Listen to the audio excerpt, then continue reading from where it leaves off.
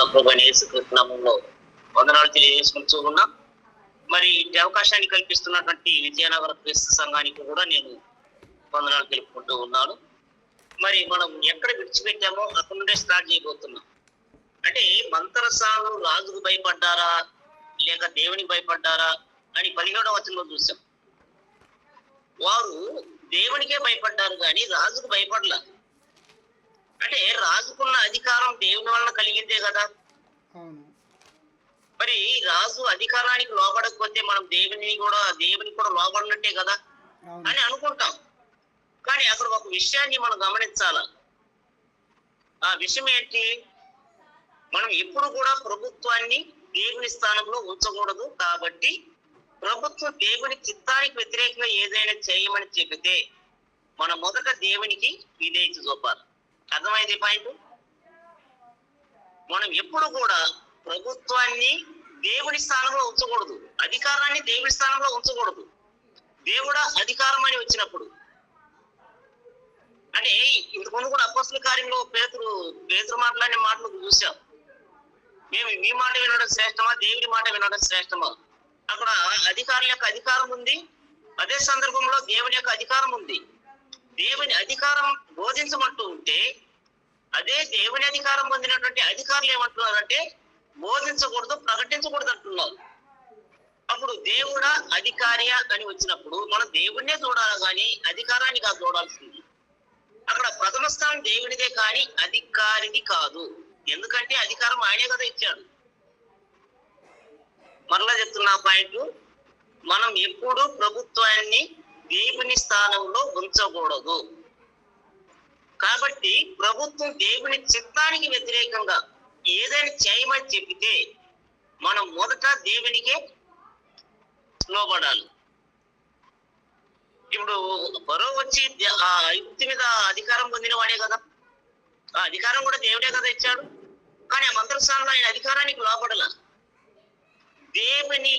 దేవుని అధికారానికి లోబడ్డారు వాళ్ళు. అప్పుడు మంత్రస్థానం చేసింది తప్ప రైటా? దేవుడా అధికారి అని వచ్చినప్పుడు దేవుడే కానీ అధికారి కాదు. దేవుడు లేకుండా మరి వేరే సందర్భాల్లో అధికారమా లేక వేరే ఏదైనా అంటే అప్పుడు మొదటి అవకాశాన్ని మనం ఎవరికి ఇవ్వాలంటే అధికారులకు ఇవ్వాలి, భక్తి విషయంలో తప్ప. మరి మత్తయి సువార్త 2వ అధ్యాయం 12వ వచనంలో ఎక్కడో రాజు పుట్టాడని ఒక వర్తమానం విన్నారు ఒక బ్యాచ్. వాళ్ళు వస్తూ ఒకవేళ రాజు అంటే ఏ రోజులు భగవంతులో పుట్టుంటాడేమో ఏ రోజు దగ్గరికి వచ్చారు. యూదులకు రాజుగా పుట్టినటువంటి వాడు ఎక్కడని ఎత్తుకుంటూ వచ్చారు. అక్కడ ఏ రోజుకి ఏ రోజు యొక్క అధికారానికి వీళ్ళు లోపడలేదు.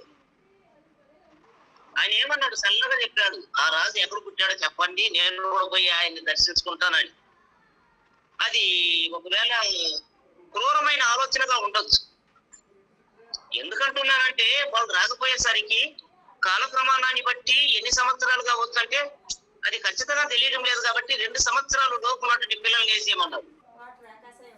అది క్రూరత్వం కాదా? క్రూరత్వంతో కూడినటువంటి ఆలోచన కాదా? అది దేవుని సంకల్పానికి వ్యతిరేకమైనది కాదా? ఒకవేళ ఏ రోజు ఆ దేశం మీద అధికారిగా ఉండొచ్చు, అధికారిగా దేవుడే కూడా చేసి ఉండొచ్చు. కానీ దేవుడా అధికారం అని వచ్చినప్పుడు దేవుడే కానీ అధికారం కాదు. మత్తయి సువార్త 2:12 చదువుదాం. తర్వాత ఏ రోజు నద్దుకు వెళ్ళవద్దని స్వప్నమందు దేవుని చేత బోధించబడిన వారై వారు మరి ఒక మార్గమున తమ దేశములకు తిరిగి వెళ్ళి. అంటే అక్కడ ఏ రోజు ఏమన్నాడు? మీరు చూసిరండి, ఆ యూదులకు రాజు ఎక్కడ పుట్టాడో నేను కూడా వెళ్ళి దర్శిస్తానన్నాడు. ఆయనకి మంచి ఉద్దేశంతో అన్నాడా?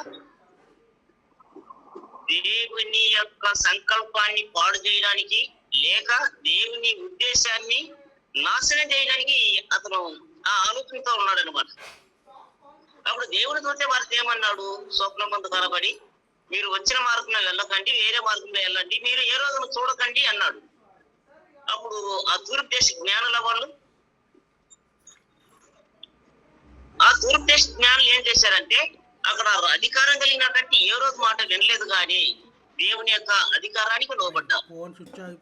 అంటే మనం కూడా ఎవరికి లోబడాలో, ఏ విషయాల్లో మనం ఏ ఏ విషయాలలో అధికారులకు లోపడాలా, ఏ ఏ విషయాల్లో అధికారులకు లోపడకూడదని చూస్తున్నాం. తర్వాత దానియేలు గ్రంథం 3వ అధ్యాయం 16 నుండి 18 ఇది ఇంతకుముందే చూసాం. షద్రక్ మేషక్ అబేద్నెగోలు ఏం చేశారు? నెబుకద్నెజరుతో ఒక మాట అన్నారు, మీరు దానికి నమస్కరించరంటే మేము నీతో చెప్పవలసిన అవసరం లేదంటున్నారు. ఉందా మాట? 16వ వచనం 3:16 దానియేలు. షద్రకును మేషాకును అబేద్నెగోయు రాజుతో ఇలాగ చెప్పింది, నెబుకద్నెజరు ఎందును గురించి నీకు ప్రత్యుత్తరం ఇయ్యవలెనన్న చింత మాకు లేదు. చింత లేదుగా ఇంకా పాడాల్సింది. ఇంకా అంటే చెప్పాల్సిన అవసరం ఉందా? దేవునికి వ్యతిరేకంగా వాళ్ళు ఏదైనా చేసినప్పుడు. ఇప్పుడు నేను అధికారం కలిగి ఉన్నవాడిని, దేవుడు నాకు అధికారాన్ని ఇచ్చాడు, నా అధికారాన్ని మీరు లోపడకపోతే దేవుని నియమాన్ని ఎదిరించిన వారు అవుతారని అన్నప్పుడు మేము మీకు సమాధానం చెప్పాల్సిన అవసరం లేదు. సెన్సార్లో కట్టున్నాడు పోయి. కాబట్టి అధికారం అని వచ్చినప్పుడు భక్తి విషయంలో ఈ దినాల్లో కూడా ఎవరైనా ఇదనంటే మనం ఏమనాలా? నెబుకద్నెజరు అన్నట్టే అనాలా? సరే, షద్రక్ మేషక్ అబేద్నెగోలు ఈ నెబుకద్నెజరుతో ఏమన్నారు? నెబుకద్నెజరు మేము నీకు ప్రత్యుత్తరం ఇవ్వాల్సిన అవసరం లేదు. ఎంతమంది సాహసించగలం? ఒకవేళ చిరక్షాతం చేయబడినటువంటి విశ్వాసం కలిగినటువంటి వారు కూడా ఉన్నారు. శిష్యులు అంటే ఎవరు? క్రీస్తుని అనుసరించేవారు కదా. సిద్ధుడైన ప్రతివాడు ఎవరిని పోలి ఉంటాడు? రామవన గురువుని పోలి ఉంటాడు. సిద్ధుని పోలి కాదు అంటే సిద్ధుడైన ప్రతివాడు గురువును పోలి ఉండాలా. గురువు ఎలా ఉన్నాడు భూమి మీద? శ్రమలు, హింసలు, బాధలు, మరి ఏదో మాట్లాడుతూ ఉన్నప్పుడు అందులో ఒక అపహాస్యానికి సంబంధించినటువంటి వాడు తీయడం, మరి అవన్నీ కూడా మనకు ఇవ్వబడినటువంటి ధన్యత. అవును, ఉమ్మేసినా తుడుచుకోవాలా. నా మీదే ఉమ్ముతాం అనకూడదు. అది ఎంత పెద్ద డైరెక్టర్ అయినా కానీ, ఎంతమంది సువార్తుడైనా కానీ అలా చేసేవాడు క్రైస్తవుడు కాడు, క్రీస్తు శిష్యుడు కానివాడు పడ్డాడు. ఆయన కొట్టిన ఆయన బెదిరించాల, ఉమ్మినా తుడుచుకున్నాడు. మనం ఉంటాం గమని. వీడంతా ఒక సువార్తికుడు అంటే చాలే, ఎవరు చూసినా మాట్లాడుతున్నావు, నా సంగతి నీకు తెలుసా? సువార్త కాదు, ముందు నేను ఎంతమందిని చంపానో మా ఊర్లో అడుగంట. ఇతనేం సువార్తికుడు మరి అర్థం కాదు. చంపితే చంపించుకునేవాడే సువార్తికుడు కానీ తిరిగి చంపేవాడు ఎట్లా సువార్తికుడు అవుతాడు? మరి యేసుక్రీస్తు భూమి విధానంలో ఆయన మనసు ఏంటి? పరిచర్య చేయడానికి వచ్చాడు, పరిచర్య చేయించుకోవడానికి రాలి. మరి ప్రభువునందు గొప్పవాళ్ళు, తక్కువవారు, దరిద్రులు, ధనవంతులు, ఎర్రోడు, నల్లోడు, పొట్టోడు, పొడుగోడు అని ఏమైనా ఉందా? ఏంటి? నన్ను ఒక ఆయన అడిగాడు, నేను ప్రభువునందు 40 సంవత్సరాలుగా సేవ చేస్తున్నా, మరి చూసి వందనాలు పెట్టలేదు అన్నాడు. సరిగా ఇచ్చాను, పాత పెట్టా ఆయనకి. నేనేదో వైద్యం నిమిత్తం మాత్రలు దొరకకుండా అల్లాడుతున్నాను, నువ్వు చూసావుగా, వందనాలు బ్రదర్ అంటే మీ ఎప్పుడు సౌమ్యం పోతుందన్న.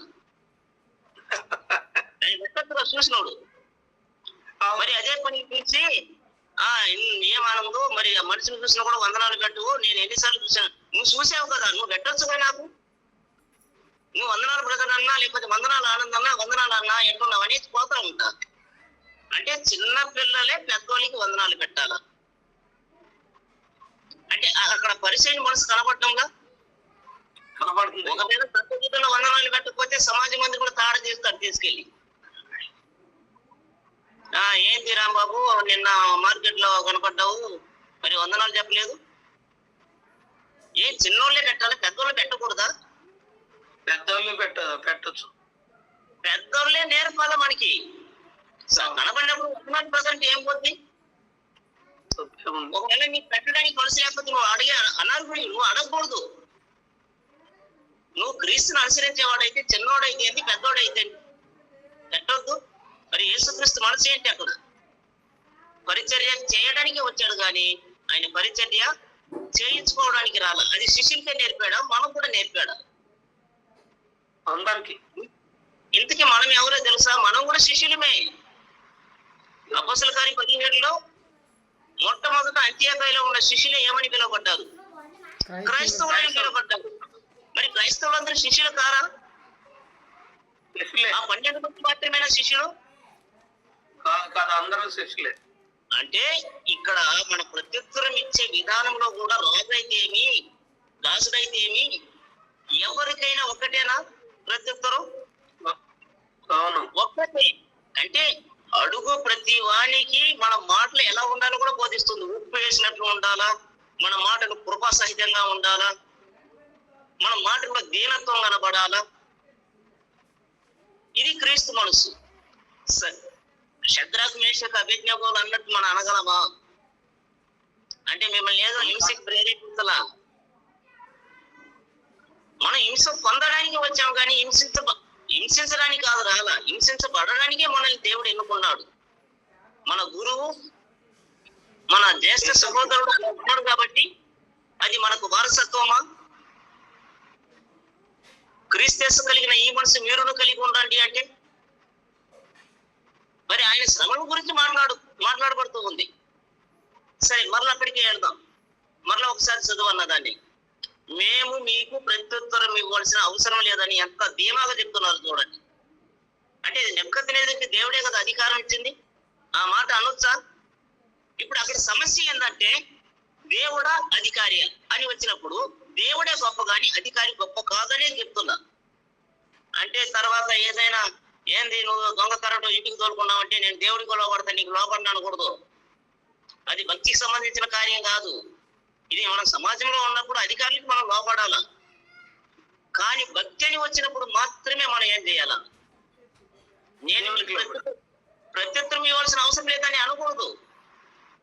మనం పరిపాలన కింద ఉన్నా కూడా భక్తి అని వచ్చినప్పుడు పరిపాలనకును కూడా నిరాకరించవచ్చు. భక్తి అని వచ్చినప్పుడు ఇదే కోవలో మనం భార్య భర్తను చూస్తాం, తల్లిదండ్రులను చూస్తాం, పిల్లలను చూస్తాం, దాసుడు యజమాని చూడబోతున్నాం. ఒక యజమానుడు, సరే తర్వాత చదువుతాం దాన్ని. సరే దాన్ని చదవాలి, దాన్ని ముగించి నెక్స్ట్ పోదాం. నెక్స్ట్ అంటే ఏమీ లేదు, అందులో ఏముంది, ఈ రోజంతా కూడా పోయేటట్టుంది. దానియేలు గ్రంథం 3వ అధ్యాయం 16 నుండి 18. షడ్రకును మేషాకును అబేద్నెగోయు రాజుతో ఇలాగ చెప్పిరి, నెబుకద్నెజరు ఇందును గురించి నీకు ప్రత్యుత్తరం ఇయ్యవలనన్న చింత మాకు లేదు. అప్పుడు 17వ వచనంలో నెబుకద్నెజరు ఏమని ఉంటాడు? ఒకవేళ మీరు నేను చెప్పిన మాట వినకపోతే అగ్నిగుండాన్ని చూడండి పడేస్తామన్నాడు. ఇప్పుడు ఉన్నదానికంటే 2 అంతలు చేస్తామన్నాడు. అప్పుడు వాళ్ళ సమాధానం ఏంటి? 17లో మేము సేవించుతున్న దేవుడు మండుచున్న వేడిమి గల ఈ అగ్నిగుండములో నుండి మమ్మను తప్పించి రక్షించుటకు సమర్థుడు, మరియు నీ వశమున పడకుండా ఆయన మమ్మను రక్షించును. ఒకవేళ ఆయన రక్షింపకపోయినను రాజా నీ దేవతలను మేము. ఇప్పుడు చివరి పాయింట్ ఆలోచించండి. ఒకవేళ రక్షించకపోతే మనం ఏం చేస్తాం? ఎందుకు ఊరికి చచ్చేది అని చెప్పిందే ఒప్పుకున్నామా? రక్షిస్తాడని నమ్మకం ఉంది. ఒకవేళ వారి మనసును బట్టి ఒకవేళ రక్షించకపోయినా మేము మాత్రం నువ్వు చెప్పింది చెయ్యం. 18వ వచనంలో రాజా నీ దేవతలను మేము పూజింపమనియు నీవు నిలవబెట్టించిన బంగారు ప్రతిమకు నమస్కరింపమనియు తెలుసుకొనుము. మరి ఇది పెద్ద శోధనేనా? జై శ్రీరామ్ అన్నోడే భారతదేశంలో ఉండాలి. ఏం చేస్తాం? భక్తులు వచ్చినప్పుడు చేయగా అనకూడదు. ఇప్పుడు ఈ డెబిట్ లో చూస్తుంటా ఈపీ రెడ్డి ఎవడు అల్లుడయ్య అంటే అల్లుడయ్య అంటాడు, వాడు జై శ్రీరామ్ అంటే జై శ్రీరామ్ అంటాడు. ఏందంటే దానికి కొన్ని కథలు చెప్తారు. అదే మనకి అవసరం లేని ప్రశ్న. అంటే ఒకటి ఇక్కడ ముగ్గురు చెప్తున్నటువంటి శద్రక్ మేషక్ అబేద్నెగోలు చెప్తున్న మాట ఏంటి? నీ దేవతలను మేము పూజించమనియు నీవు నిలబెట్టించిన బంగారుకు ప్రత్యేకము నమస్కరించమనియు తెలుసుకున్నాము. That's all. సరైన సమాధానం. అక్కడ ఎక్స్ట్రా ఫిట్టింగ్ వేస్తారు ఇప్పుడు మన సువార్థికులు. అది విగ్రహం కదా, మట్టిది కదా, కొయ్యిది కదా, బంగారం కదా, చిత్రపటం కదా. దేవుడు ఎక్కడే ఉన్నాడు. మరి క్రైస్తవుడు కూడా అలాగే ఉన్నాడు ఈ దినాల్లో. తెలుసా మీకు? రాంబాబు నీకు తెలుసు అనుకుంటా, ఇది అనేక మార్లు క్లాసుల్లో కూడా చెప్పా. వాడేమో వెంకటేశ్వర స్వామి పటం పెట్టుకుంటే విగ్రహారాధన, క్రైస్తవుడు శాంతి సందేశంలో కృష్ణ శిలువ మోస్తున్న దృశ్యాన్ని పెట్టుకుని యేసుక్రీస్తు అంటున్నాడు. ఇది ఏంటి మరి? వాడు చేసే అది విగ్రహారాధనే. మరి కొంతమంది రామారాంని శ్రీరాముడి వాసంలో ఉన్నటువంటి ఫోటో పెట్టి కర్పూర హారతులు ఎత్తుకుంటున్నారు. అది విగ్రహారాధన. వాళ్ళ జ్ఞానం ఎంత, నీ జ్ఞానం అంతే కదా పశుప్రాయుడ. అంతే. వీడేమో సిలువ ధరించుకొని ఉంటాడు మెడలో, వాడేమో ఏదో ఒక వాళ్ళ రూపం ఏది నామమో ఏదో వాడు పెట్టుకొని ఉంటాడు. వీడు ఇంత పెద్ద సిలువ బంగారం వేసుకొని ఒక 5-6 సవరాలు, వాడేదో పనికిరాని లోకంతో చేసిన ఒక ఏదో నామాలు, శంకు చక్రాలు ఇవి ఉంటాయి కదా వాళ్ళ ఆయుధాలు, దాన్ని చేసుకుంటే విగ్రహారాధన మెడలో ఉన్నదాన్ని తీసి పడేయారంటే వీడి మెడలో ఉండేది ఇవ్వద్దు. ఇప్పుడు వాడు ఒకవేళ సింబల్ కోసం కాకపోయినా బంగారం కోసం ఆయన విడిచిపెట్టాలి దాన్ని. అంటే ఇక్కడ ఏమంటున్నానంటే, చాలా మంది ఏమనుకుంటున్నామంటే ఇది మనకి కాదు అంటే మనం చేస్తున్న తప్పులే ఎదుటి వారిలో చూస్తున్నాం కానీ ఆ ఎదుటి వారు చేస్తున్నదే నేను చేయడం లేదని ఆలోచించడం లేదు. మనం ఒక రకంగా చెప్పాలంటే మనం పరిశైలి జాతికి సంబంధించినటువంటి వారేమో. అంటే దోమలు వడిగట్టి ఒంటిని మిగే రకం. అంటే అంటే ప్రభువునందు ఉన్నటువంటి వారిని అంటున్నా.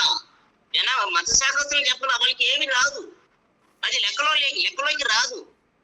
ప్రభు సంఘం అని పోరాడుతూ ఉంటాం, పాడుతూ ఉంటాం, మాటలు ప్రకటిస్తూ ఉంటాం. చివరికి మనసు మనకు కనబడింది కానీ మన కంటిలో ఉన్న దూరం మనకి కనబడడం లేదు. అలా చేసిన వాళ్ళు ఎవరంటే క్రీస్తు జీవించిన కాలంలో పరిశీలన చేశారు. అప్పుడు వాళ్ళని చూసి ఒక టైటిల్ ఇచ్చారు వారికి, మీరు దోమలను వడికట్టి ఒంటిల్ని మింగే రకమని.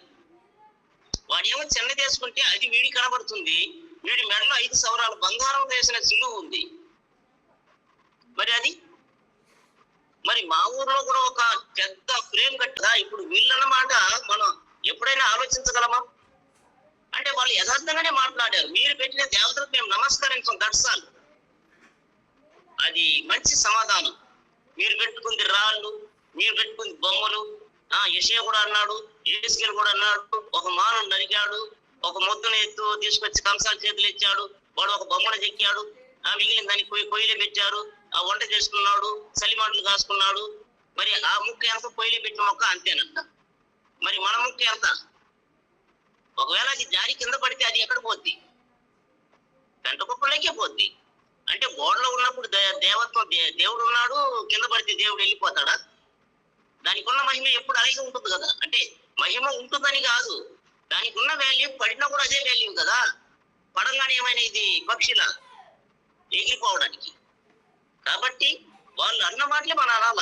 వాళ్ళు అన్న మాటలు ఏంటి? వాళ్ళని దూషించడం కానీ వాళ్ళని అపహసించడం కానీ చెయ్యకూడదు. మరి షద్రకు మేషకులు వాళ్ళని ఏమైనా అపహసించారా? ఏమన్నారు? రిపీట్ చేయాలి ఒకసారి.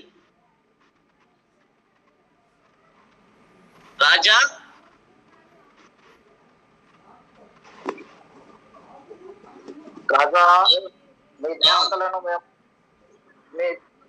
నీ దేవతలను మేము పూజింపమనియు నీవు నిలవబెట్టించిన బంగారు ప్రతిభకు నమస్కరింపమనియు తెలుసుకున్నాము.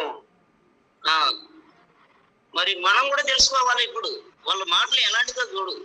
అంటే ఒక వ్యక్తిని రెచ్చగొట్టేటట్లు లేక దేశించేటట్లు మాట్లాడకూడదు. ప్రకటించు. నువ్వు మంచిగా విత్తితే అది మొలుస్తాయి, అది వృద్ధి చెందుద్ది. నువ్వు బలత్కారంగా తీసుకొచ్చి వదిలిపెట్టినా అది ఉండదు.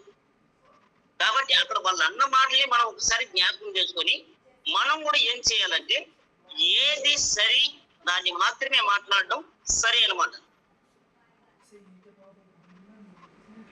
తర్వాత ఇప్పుడు అధికారులు, మరి అధికారం దేవుడా అధికారమా అని వచ్చినప్పుడు దాని గురించి మాట్లాడుతున్నాం. మొదటి సమూయేలు గ్రంథం 15:24. అధికారి కూడా దేవుని యొక్క అధికారాన్ని నిరాకరించకూడదు. సౌలు జనులకు వారి మాట విననందున నేను యెహోవా ఆజ్ఞను నీ మాటలను మీరి పాపము తెచ్చుకొంటిని. మరి ఈయనకి అధికారాన్ని దేవుడిచ్చాడు, కానీ ఈయన ఎవరికి భయపడ్డాడు? దేవునికి భయపడలా. అధికారం పోతుందన్న భయం. నువ్వు గిల్గాల్లో నిల్చుండు, నేను వస్తానన్నాడు సమూయేలు. ఆయన రావడానికి ఆలస్యమైంది. ఫిలిష్తీయులు సిద్ధపడ్డారు, ఇక్కడేమో ఇశ్రాయేలీయులు గడుచుకుంటున్నారు. ఒకవేళ భయపడి ఇంకా చెదిరిపోతారేమన్న భయంతో సౌలు ఏం చేశాడంటే బలర్పించేశాడు. కానీ అక్కడ అధికారి కూడా తన అధికారాన్ని కోల్పోవడానికి ప్రజలు కూడా ఒక కారణంగా కనపడవచ్చు.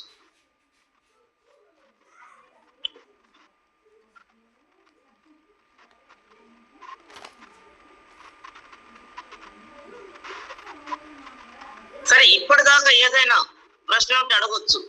అధికార్య దేవుడా అని వచ్చినప్పుడు భక్తి విషయంలో మనం దేవునికే లోపడాలా, కానీ అధికారికి కాదు.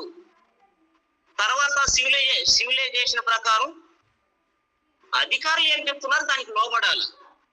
మీరు క్రైస్తవులు కాబట్టి బీసీసీ రాసుకునేట్టు రాసుకుందాం, లేదు మీరు ఇలా ఉండాలన్నప్పుడు అలాగే ఉందాం.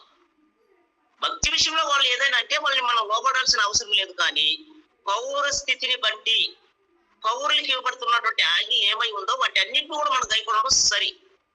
మరి యేసుక్రీస్తు కూడా లోపడ్డాడా? మరి పరిశీలి వచ్చారు, ఆయన మీద ఎలాగైనా నిందం పట్టబడేటట్లు చేయాలని కైసరుకు పన్నించుట ధర్మమా అని అడిగారు. అప్పుడు యేసు ఏమన్నాడు? ఎవరెవరికి ఏమి చెల్లించాలో దాన్ని చెల్లించమన్నాడు. నాణ్యములు ఎవరి బొమ్మ ఉంది? కైసర్ది ఉంది. కైసర్ది కైసరికి ఇవ్వండి, దేవునిది దేవునికి ఇమ్మన్నాడు. అంటే అక్కడ కూడా ఆయన చెప్పిన విధానం అర్థమవుతుందిగా.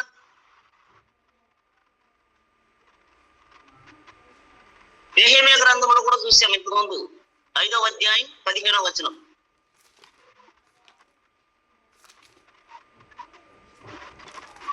అయితే నాకు ముందుగా నుండి నా అధికారులు జనుల యొద్ద నుండి ఆహారంను ద్రాక్షారసమును 40 కొలముల వెండిని తీసుకుని వచ్చిరి. వారి పని వారు సహజనులు మీద భారం మోపుతూ వచ్చిరి. అయితే దేవుని భయం చేత నేను అలాగిన చేయలేదు. అంటే ఇతను దేవుని యొక్క భయం చేత ఈయన అలా చేయలేదు. అధికార భయం గొప్పదా, దేవుని భయం గొప్పదా? సరే, ఇంకొక రకంగా అడుగుతా. శరీరాన్ని చంపేవానికి భయపడాలా, ఆత్మని శరీరాన్ని రెండింటిని చంపి నరకంలో పడవేసేవానికి భయపడాలా? శరీరమును ఆత్మను చంపి నరకంలో పడేసే దేవునికే భయపడాలా, కానీ నరులకి కాదు భయపడాల్సింది. అంటే దేవుని భయం ఉన్నవారు దేవుని అధికారానికి లోపడతారు. అదే సందర్భంలో భక్తి విషయంలో కాకుండా దేవుడు ఎవరికైతే అధికారం ఇచ్చి రూలర్ గా చేసి ఉంటాడో, పరిపాలనగా చేశాడో వాళ్ళకి కూడా మనం లోపడాలి. సరే, ఇప్పుడు మనం తర్వాత ఇప్పుడు దేవుడా లేకపోతే దేవుడిచ్చిన అధికారి ఎవరికి లోపడాలంటే మనం దేవునికే లోపడాలి, కానీ దేవుడిచ్చిన అధికారికి కాదు. భక్తి విషయంలో అంటే దేవుని చిత్తానికి వ్యతిరేకం ఏదైనా జరిగించినప్పుడు మనం అధికారులకు లోపడాల్సిన అవసరం లేదు. అది ఫస్ట్ పాయింట్. ఇప్పుడు తర్వాత పాయింట్ ఏం చూడబోతున్నామంటే తల్లిదండ్రులకి పిల్లల మీద అధికారం ఇచ్చాడు, భార్యల మీద భర్తకు అధికారం ఇచ్చాడు, దాసుల మీద యజమానికి అధికారాన్ని ఇచ్చాడు. ఇప్పుడు వీళ్ళు కూడా అదే కోణమే. ఇప్పుడు భక్తి విషయంలో కాక మరి ఏ విషయంలో ఇక్కడ చెప్పబడినటువంటి వారందరూ కూడా లోపడాలి. కానీ భక్తి అని వస్తే భార్య కూడా భర్తకు లోపడచ్చా? రాంబాబన్న ఉన్నారా? సరే సరే ఆ భక్తి అన్న తర్వాత భార్య భర్తని కూడా వ్యతిరేకించవచ్చా? వ్యతిరేకించవచ్చు, నిరభ్యంతరం. మరి నా కొడుకుని నువ్వు చర్చికి పోబాకరని నేను దండించినప్పుడు ఆ నా కొడుకు నన్ను ఎదిరించవచ్చా? ఎదిరించవచ్చు. అంటే దేవుడే అధికారులకు అధికారాన్ని ఇచ్చినప్పుడు వాళ్ళు దేవునికి వ్యతిరేకంగా ఉన్నప్పుడు వాళ్ళు ఎదిరించవచ్చని దేవుడు చెప్పాడు. ఇప్పుడు నాకు కుమారుల మీద దేవుడు నాకు అధికారాన్ని ఇచ్చాడు కాదని కాదు, అయినా దేవునికి వ్యతిరేకంగా వాడిని రూపించినప్పుడు వాళ్ళు నా మీద తిరుగుబాటు చేయడం న్యాయమే, నీతి అది. మరి ద్వితీయోపదేశకాండంలో చూస్తాం, ఎవడైనా నీ కవిగిట్లో పండుకునే భార్య అయినా, నీ కుమారుడి గాని నీ కుమార్తె గాని ఎరగని అన్ని దేవతల దగ్గరికి పోయి పూజిద్దాం రండి అని పిలిస్తే ఏం చెయ్యాలా? నిరభ్యంతరంగా వేసేయచ్చు, చంపేయచ్చు, అక్కడ అభ్యంతరమే లేదు. అంటే ఇవన్నీ ముగింపులో దాన్నే చదవబోతున్నాం. సరే, ఇప్పుడు తండ్రుల గురించి నేను అంతగా రాయలేదు, ఎందుకంటే అంత మనకు తెలిసిందే కాబట్టి. కానీ పిల్లల విషయంలో కానీ, యజమానుల విషయంలో కానీ, దాకుల విషయంలో కానీ, మరి భార్య విషయంలో కానీ చాలా రాశారు. సరే, తండ్రుల విషయంలో ఒక చిన్న మాట, ఒక 2 ముక్కలు 2 రెఫరెన్స్ ముగిద్దాం దాన్ని. ఎఫెసీ పత్రిక 6:4, తండ్రులారా మీ పిల్లలకు కోపం రేపక ప్రభు యొక్క శిక్షలోను బోధలోను వారిని పెంచుడి. అంటే పిల్లల మీద తండ్రికి అధికారాన్ని ఇచ్చాడు దేవుడు. పిల్లల మీద తండ్రికి దేవుడు అధికారాన్ని ఇచ్చాడా? ఆ ఇచ్చిన అధికారం అతనిని నిరాకరించడానికి కూడా మార్గాన్ని ఇచ్చాడు దేవుడు. ఆ కుమారుడు, అతని సంతానం, అతని పిల్లలు ఒకవేళ భక్తి విషయంలో రే నువ్వు చర్చికి పోకూడదు, మీటింగ్ పోకూడదు అంటే రే నువ్వేంద్ర చెప్పేదని పోతా ఉండొచ్చు. దేవుడా, లేకపోతే నా తండ్రికి దేవుడు అధికారం ఇచ్చాడు, ఆయన గొప్ప అంటే నాకు దేవుడే గొప్ప కానీ నా తండ్రి గొప్పగాడు భక్తి విషయంలో. తర్వాత కొలసీ పత్రిక 3:21, తండ్రులారా మీ పిల్లల మనసు ప్రొంగుకున్నట్లు వారికి కోపం పుట్టింపుకుడి.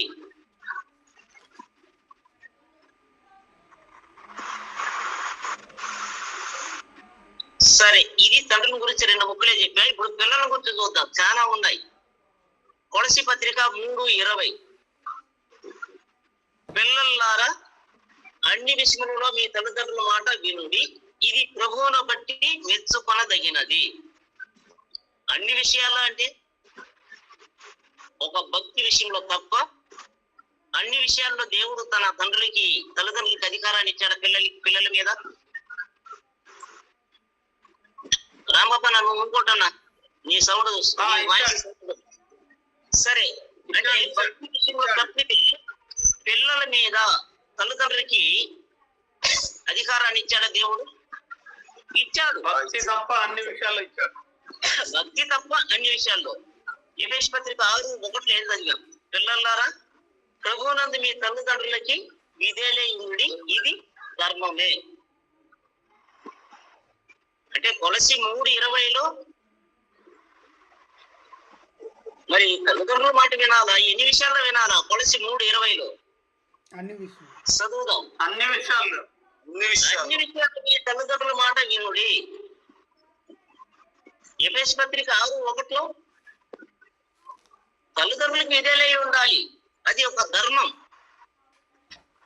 ఒకవేళ ప్రభు కార్యాలలో లేకపోతే భక్తి కార్యాలలో నువ్వు పోగోతానని అన్నప్పుడు అప్పుడు కూడా అధికారానికి లోపడాలా? అప్పుడు లోపడాల్సిన అవసరం లేదు. భక్తి అంటే దేవునికి వ్యతిరేకమైన ఏ కార్యమునైనా మనం ఎవరినైనా వ్యతిరేకించవచ్చు. అది రాజు కానీ, అధికారి కానీ, తల్లిదండ్రులు కానీ, భర్త కానీ, యజమానుడు కానీ, ఎవరినైనా మనం ఏం చేయొచ్చు? తేలికగా కొట్టి పడేయచ్చు. కానీ భక్తి కాకుండా మరి ఏ విషయాల్లోనైనా నాకు ఒక యజమానుడు ఉన్నాడు, వాడు దొంగతనం చేస్తే గానీ తృప్తి ఉండదు అనుకో, నేను అతని దగ్గర పనిచేసేటప్పుడు దొంగతనం చేయమంటే నేను చెయ్యాను. ఇది అన్యాయం కాదా? చెప్పండి. దొంగతనం పాపం కదా? వాడు దుర్మార్గుడు, దుష్టుడు, వాడు 10,000 ఎగస్ట్రేస్తాడంటే వాడి దగ్గరికి పోయి నువ్వు ధనాపేక్షపరుడు అయి చేరినప్పుడు నువ్వు వాడు చెప్పే ప్రతి పని చేసే తీరాలి. పనికిరేళ్ళు నువ్వు పాలివాడు అవుతావు. అంతెందుకులే 5,000 ఇచ్చే యథార్థవంతులైనటువంటి ఒక యజమాని చూసుకున్నాం అనుకో, వాడు నీతిగానే ఉంటాడు. వాడు దుర్మార్గుడు కాబట్టి 10,000 ఎగస్ట్రా ఇస్తున్నాడు. అప్పుడు మనం 10,000 ఎగస్ట్రా వస్తుంది కాబట్టి వెళుతున్నామంటే మనం ధనాపేక్షపరులం కామా? మరి ధనాపేక్షపరులు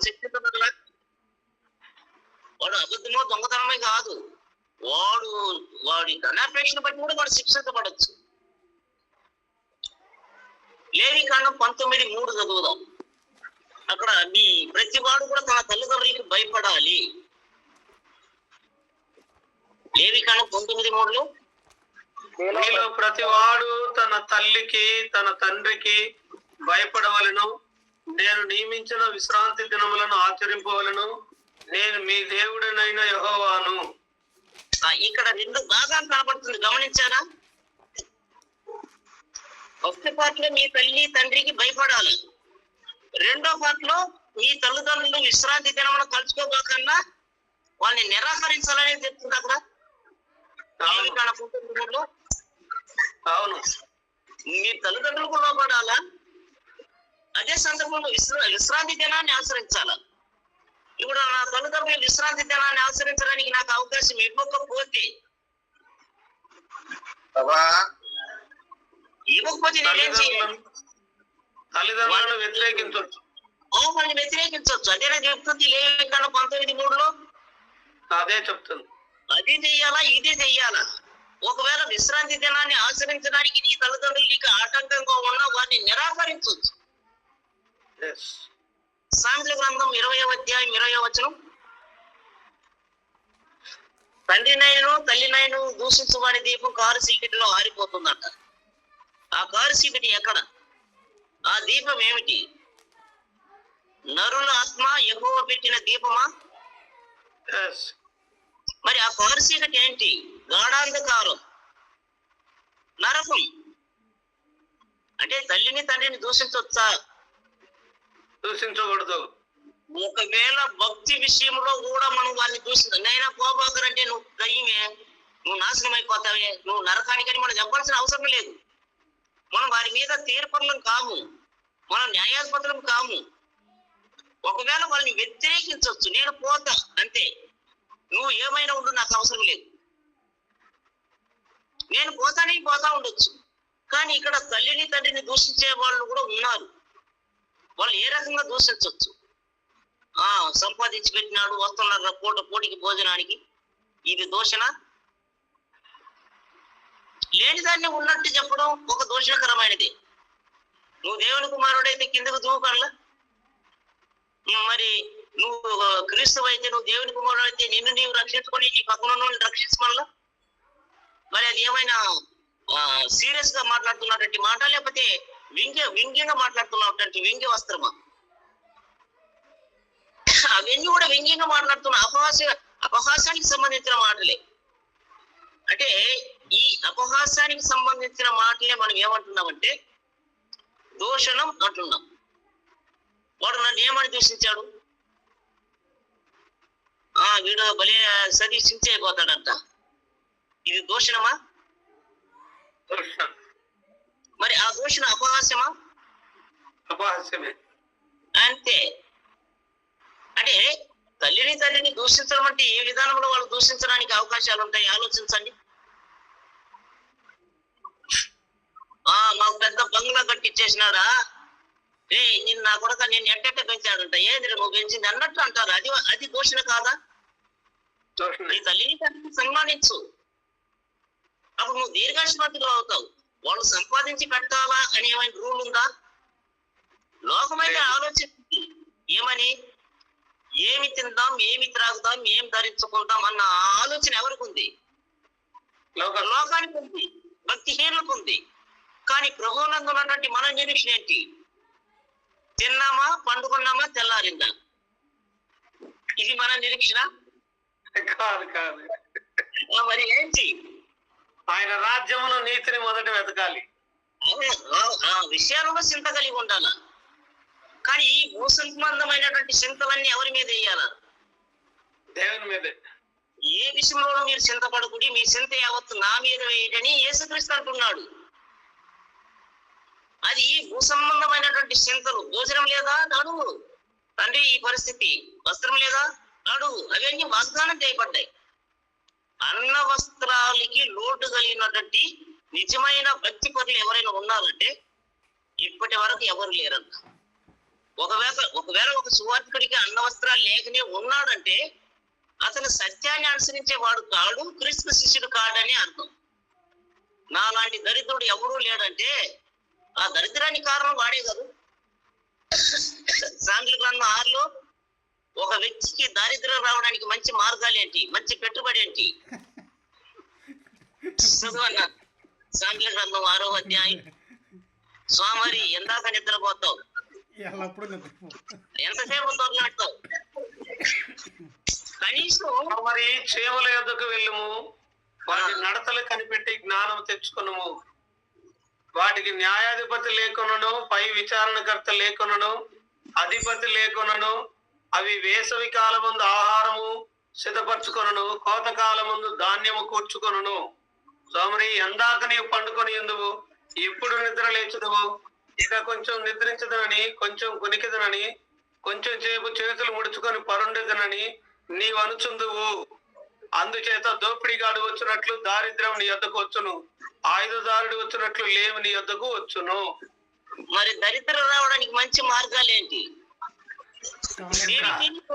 తిని తిని పడుకొని ఉంటే చాలు, బ్రహ్మాండమైన దరిద్రుడు అవుతాం.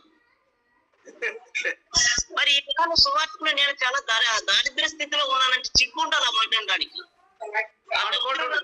కారణాన్ని నువ్వేం బోధిస్తుంది? నేను దరిద్రులు అంటున్నాను, నీకు సిగ్గు లేదా? ఆయన ఏమో 24 hours సర్వీస్ చేస్తాడంట. ఫుల్ టైం ప్రీచరా, పార్ట్ టైం ప్రీచర్ అంట. ఫుల్ టైం చేసేవాడు ఏం చేస్తాడు? నేను చూసిందని చెప్తున్నా. మన ఏరియాలో పుత్తూరు అనే ఒక టౌన్ ఉంది. సంకలో వైర్లు కట్టుకుంటాడు, శుభ్రంగా స్నానం చేస్తాడు, ఇంట్లో తిండి కూడా తినడు. బజార్కి వస్తాడు, ఏం మచ్చా ఏంద్రా మా అక్కని అట్టన్నావంట, మా చెల్లి ఎట్టన్నావంట, రే టిఫిన్ అని పెట్టురా. టిఫిన్ క్లోజ్ అయ్యింది. తర్వాత అటా తిరిగి ఇంకా 11 గంటలకి ఎవరినైనా 2 ముగ్గురు చూసుకుంటాడు, టీకి భోజనానికి తింటాడు. 2 గంటలకి ఇల్లు చేరతాడు. అమ్మ ఇంకెవరైనా వచ్చిన అయ్యగారు అలసిపోయారా అని చెప్పు మంచి నిద్ర వేస్తాడు. తిరిగి 3 గంటలకు మోకం కడుగుతాడు, బజార్కి వస్తాడు. బజార్కి వచ్చి ఇదే కథలు, అరే మచ్చా బజ్జీలు తీసిరా, బోండాలు తీసిరా, తింటాడు. ఒక 5-6 గంటలకి ఇల్లు చేరతాడు. అలసిపోయానమ్మో కొంచెం వేడి నీళ్ళు పెట్టు అంటాడు. ఆమె నమ్ముతుంది ఇతన్ని. మంచినీళ్ళు అంటే మంచినీళ్ళు, పొలాన్ని చేసి పెట్టండి పొలాన్ని చేసి పెట్టి అన్ని చేసింది. కనీసం కూరగాయలు తీసుకురావడానికి కూడా బజార్కి వెళ్ళడు. ఆమె ఇంకా కావాల్సిందే. మరి అందులో ఒక దూత మంత్రం ఉంది. ఈ ప్రసంగికుడు చెప్పే మాట, సే ఏమే అని పిలవరు. అమ్మా అన్నప్పుడు ఆమె ఎక్కడో దిగిపోద్ది పాతాళానికి, సర్వాన్ని దారిపోతుంది. అంటే అమ్మాయి పిలవడం తప్పని నేను చెప్పనా? ఆలోచించండి. అమ్మ అయ్యా అని వీళ్ళని ఎలా మొగ్గు పెడుతున్నారు. నువ్వు నిజంగానే అమ్మ అని పిలిచేవాడు అయితే ఆమె చేసే పనులు నీ భాగం ఏమిటి? నువ్వు సో చేసి ఆమె ఉప్పుతుంది, ఆమె ఉతికిన దాన్ని నువ్వు ముంచి ఆరే, ఇది అమ్మ అనడానికి ఒక గౌరవం. అంటే అమ్మ ఆమెని చల్లగా ఆమె దగ్గర అన్ని పనులు చేయించుకోవాలి. ఇప్పుడు ఆయన అడిగితే అయ్యా నువ్వు ఏం చేస్తావంటే నేను ఫుల్ టైం ప్రీచర్ని అని. ఎట్ట ఫుల్ టైం? నేను ఓపెన్ గా అడిగేశా. తెల్లతో వచ్చావు, పలానా 7,000 బ్రదర్ వస్తే ఆయన దగ్గర టిఫిన్ చేశావు, మరి నాకేదో ఆ రోజు అక్కడే పని పడ్డాయి, అందుకని అలా చూసే. నాకేం అదే పని కాదులే, నేను ఎక్కడికి వెళ్ళినా పరిశీలిస్తా ఎవరేంటనేది. చివరికంటే నీకేం తెలుసు, ఆ ఇంటికి పోయి ప్రార్థన చేసేదానికి పోతే అక్కడ ఎవరు లేదు, డోర్ లాక్. ఇంకొక చోటికి పోతే ముస్లింగా ఉంది, అందులో ఎవరు లేరంట. మరి నువ్వు ఎంత ఫుల్ టైం ప్రీచర్ అయ్యావు? మరి నాకు తినడానికి కూడా తిండి లేదు తెలుసా? పరిచర్య విషయంలో నేను తిరుగుతా దరిద్రుడు అయ్యాడంట. ఏడ నీ దరిద్రం? కష్టపడితే కదా. అక్కర కలిగిన వాడు ఏలుతాడు, స్వామిని అయితే వెట్టి పనులు చేయాల్సి వస్తుందంట సామెతల గ్రంథంలో. అది గుర్తుందా? చదవను ఒకసారి. అంటే అక్కర కలిగిన వాడు ఏలుబడి చేస్తాడు, స్వామిని అయితే వెట్టి పనులు చేయాల్సి వస్తాయి. కాబట్టి సువార్థికుడికి నేను వ్యతిరేకం కాదు, కానీ దేవుడు చెప్పిన కార్యం ఏమిటో దాన్ని ఆలోచిద్దాం. అంటే దేవుడు ఏం చెప్తున్నాడు అంటే నేనేమైనా సొంతంగా చెప్తున్నానా? ఒకవేళ ఇలాంటిది ఒక వ్యక్తిని ఇలా చూసాను అంటాం కాదు. అది కాకుండా మనం చదువుతున్న దాని విషయంలో ఏదైనా నా మాటలు ఉంటే కలిపి ఉంటే మీరు చెప్పవచ్చు. అంటే వాళ్ళు అలా అవడానికి గల కారణాన్ని చెప్పారు. అంటే దరిద్రం రావడానికి మంచి వెల్కమ్ నోట్ ఏదంటే నిద్రే. సోమరితనం. మరి సోమని గురించి సామెతలో చదవండి. ఉతక మీద తలుపు తిరిగినంత వాడు బతుకు, పడక మీదే తిరుగుతాడు. బయటికి వెళ్ళేదాన్ని తీసుకురారంటే పులి ఉందంట బయట. మరి వాడికి చేరి శాతకాక కాదు, వాడి బద్ధకం. మరి బద్ధకస్తుడు దరిద్రుడు కాకపోతే ధనవంతుడు అయిపోతాడు సువార్థికుడైనా. అది సువార్థికునికి మినహాయింపు. అందులో సువార్థికునికి ఏమైనా మినహాయింపు ఉందా, ఎక్స్క్యూజ్ ఉందా? అది ఎవరికైనా ఒకే పరిమాణమే. అంటే వాళ్ళకి, అంటే అన్యులకైనా సరే, దేవుణ్ణి ఎరగని వారికైనా ఎరిగిన వారికైనా ఒకే కొలమాలు. నువ్వు దరిద్రుడు అవ్వాలంటే తిని తిని పండుకో, దరిద్రుడు అవుతావు బ్రహ్మాండంగా. మరి సేవకుడు కూడా అలా తిని తిని పండుకుంటే ధనవంతుడు అయిపోతాడా? కాకపోతే దేవుని మీద నింద వేస్తూ ఉన్నారు. ఏమని? నేను పరిచర్యలో యేసుక్రీస్తు కూడా ఆయన ధనవంతుడై ఉండి ఆయన ఇచ్చి దరిద్రుడయ్యాడంట. మరి ఈయన ఏమిచ్చి దరిద్రుడయ్యాడు? కంపేరింగ్. ఆయన సమస్తం కలిగి ఉంటే కూడా మనకి ఇచ్చి ఆయన దరిద్రుడు అయినట్టే నేను కూడా ఇచ్చి దరిద్రుడయ్యాడంట. పక్కోడికి ఒక టీ తీసిచ్చుండడు.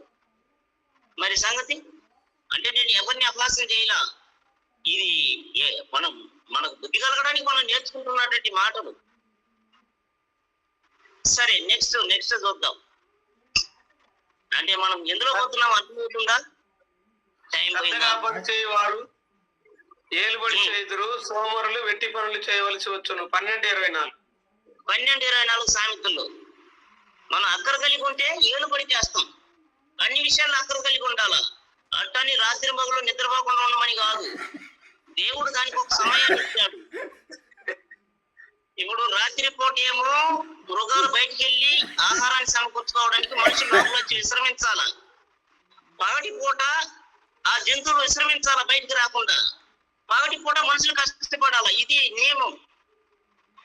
అట్టే కాదులే, బ్రదర్ చెప్పాడు కదా, దేవుడు కూడా అట్టే కదా అంటున్నాడు, నిద్రపోతే సోమరులు అవుతాం అంటే ఇంకొక నేరుగా పోతాం, హాస్పిటల్లో చేరుతాం. కాబట్టి మన శరీరానికి కూడా విశ్రాంతి అవసరం. కాబట్టి 12 గంటలు నిద్రపో, 12 గంటల పనిది చాలు. పండుకుంటే నిద్రే రాదంట. 3 గంటలకి వస్తుందంట ఉదయం. 3 గంటలకే నేను కళ్ళు మూచాను, ఒక 12 దాకా లేకపోకండి అంట. సరే, మంచిదే. కానీ అదంతా కూడా దరిద్రానికి ఒక సూచనగా కనబడవచ్చు. అంటే ముందు అది నాకు హెచ్చరిక. స్వామిని ఎందాక నిద్రపోతామని దేవుడు నన్ను అంటున్నాడు. మరి సోమరితనం వల్ల వచ్చే నష్టాలు ఏంటో కూడా చెప్పాడు దేవుడు. సరే, మనం ఇప్పుడు ఇక్కడితో ముగిద్దాం.